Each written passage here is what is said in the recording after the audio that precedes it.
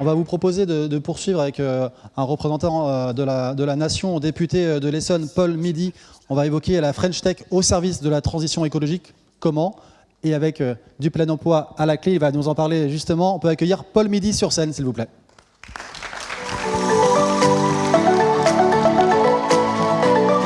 Bonjour, soyez le bienvenu sur la scène d'Impact Summit. Bonjour.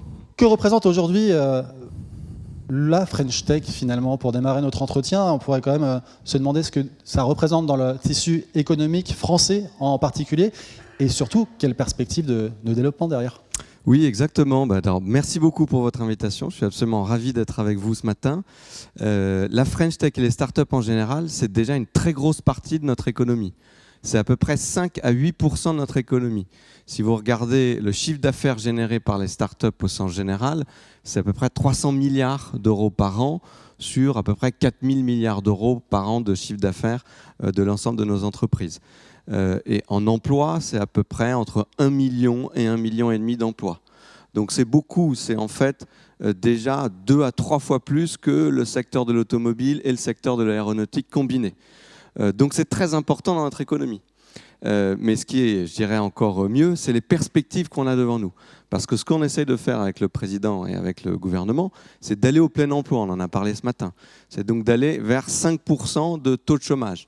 On était quasiment au début du quinquennat dernier à 10%, on est à 7,3%, il faut qu'on aille à 5%. Donc on a créé, l'économie française a créé sur le dernier quinquennat à peu près 1,5 million d'emplois. Il faut qu'on en crée dans les 4-5 prochaines années 1,5 million supplémentaire. Et la contribution de la French Tech et des startups, elle est énorme là-dedans. Parce que les startups peuvent créer dans les prochaines années entre 300 000 et 500 000 emplois.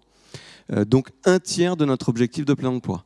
Donc c'est vraiment énorme et c'est pour ça qu'il faut mettre le paquet sur notre French Tech, le paquet sur les startups, parce qu'on ne fera pas le plein emploi sans nos startups en France. Tout ça dans une démarche d'inclusion naturellement. On peut insister là-dessus sur quel rôle de la French Tech, quelle contribution on peut avoir dans cet objectif, encore une fois, de plein emploi avec toujours cet angle essentiel de l'inclusion. Oui, exactement. Et moi, je citerai peut-être 3 sujets différents.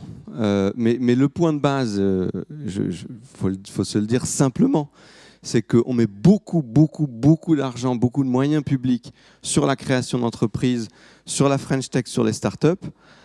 Évidemment, c'est pour créer de l'emploi, pour de l'innovation, de la souveraineté, mais il faut que ça bénéficie à tous. Et disons-le concrètement, au début, peut-être les startups, c'était un peu une affaire uniquement d'hommes ultra diplômés à Paris.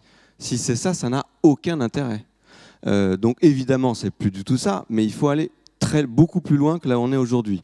Si vous regardez, il y a un sujet de genre, un sujet de territoire et un sujet de diversité. Sur le sujet de genre, on n'est pas du tout là où on devrait être. Si vous regardez le Next 40, il y a 0 CEO femme. Donc c'est encore pire que le CAC 40, mais c'est inacceptable qu'on soit dans une situation pareille. Si vous regardez le secteur du numérique, les chiffres sont affreux. C'est 800 000 emplois en France, c'est 78% d'hommes. Donc on a un vrai sujet de genre. Et on est très loin de là où on devrait être. Premier sujet. Deuxième sujet, c'est le sujet des territoires. Il faut évidemment qu'on continue la dynamique de création d'entreprises et de start-up sur l'ensemble des territoires. Aujourd'hui, il y a évidemment un biais où c'est 30% de nos start-up qui sont en Île-de-France. Ça veut dire qu'il y en a quand même 70% hors Île-de-France et sur l'ensemble de nos territoires. Mais il faut continuer cette dynamique avec notamment le développement de toutes les communautés French Tech dans toute la France et puis dans le monde entier d'ailleurs. Et continuer très fortement cette dynamique. Et puis on a un sujet de diversité, mais là c'est plutôt, je dirais, une opportunité. Quand vous prenez les jobs dont on a énormément besoin de développeurs, ce sont des super ascenseurs sociaux. Il n'y a pas besoin d'avoir fait 10 ans d'études pour devenir développeur. C'est un métier que vous pouvez commencer à n'importe quel moment de la vie. Et c'est des métiers où il y a énormément d'emplois et des bons salaires. Et des très bonnes perspectives. Si vous regardez dans les 10, 20, 30, 40, 50 prochaines années, je pense que c'est un emploi dans lequel on peut aller avec confiance. Donc on met beaucoup de moyens pour plein de bonnes raisons dans la French Tech, dans les startups, mais il faut évidemment qu'on embarque absolument tout le monde parce que sinon ça ne marchera pas ou ça ne sera pas suffisamment utile.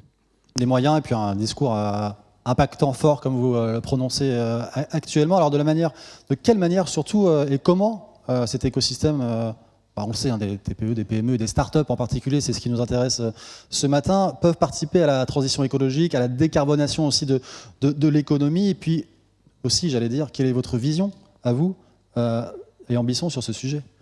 Alors, pareil, je pense qu'on ne fera pas la transition écologique sans la French Tech et sans nos startups. Pourquoi? Nous, ce qu'on porte, c'est, avec le président de la République, c'est un objectif qui est très clair, c'est qu'à 2050, on veut faire le zéro carbone. C'est un des objectifs les plus importants de notre transition écologique. Mais le chemin qu'on propose pour faire ce zéro carbone n'est pas un chemin de décroissance. Certains proposent ce chemin-là, et on peut avoir le débat, mais nous, on ne propose pas ce chemin-là. On propose un chemin de croissance. Et donc, pour réussir à continuer à faire croître notre économie et nos richesses, tout en décarbonant notre économie, il faut qu'on soit beaucoup plus efficient et il faut donc qu'on innove. On ne s'en tirera pas sans innovation. Et donc, évidemment, il y a de l'innovation partout, il y en a dans les grands groupes, mais il y a une grosse partie de l'innovation qui se fait au travers de la French Tech et des startups. Et je donne quelques exemples. Dans le secteur du numérique, 80%, on parle beaucoup des data centers, mais 80% de l'empreinte carbone, c'est la construction des terminaux, c'est la construction de cet iPhone. Et donc, par exemple, une de nos licornes françaises, Back Market, qui font de la vente de téléphones reconditionnés, ça c'est une contribution énorme à la transition écologique. Upway, pareil, qui n'est pas encore une licorne, mais on leur souhaite un destin de licorne, qui font du reconditionnement de vélos électriques. Pareil, ça permet de diviser par 2 ou 3 la contribution carbone de l'industrie des vélos électriques. Et après, il y a, je pourrais vous citer plein d'innovations, mais c'est très important. C'est aussi pour ça qu'on met beaucoup de moyens dans la French Tech. C'est pour aller faire cette transition écologique et puis c'est réindustrialiser notre pays. Parce qu'on a, dans un de nos axes sur le développement de la French Tech et des startups, un axe Deep Tech. Deep Tech, c'est quoi? C'est l'innovation dans l'industrie. Et donc, ces startups Deep Tech, elles vont créer des emplois sur le territoire et de l'emploi industriel. Donc ça, je reviens à la boucle de départ, c'est que évidemment, c'est avec l'industrie qu'on va faire la transition écologique, et il faut le faire avec tout le monde, avec tous les territoires, et avec de l'emploi industriel. Voilà. Approche de l'économie circulaire. Oui, si on veut, oui. Tout se tient en tout cas. Tout se tient parfaitement. Merci beaucoup, Paul Midi, député de l'Essonne. Très bonne journée. On peut applaudir.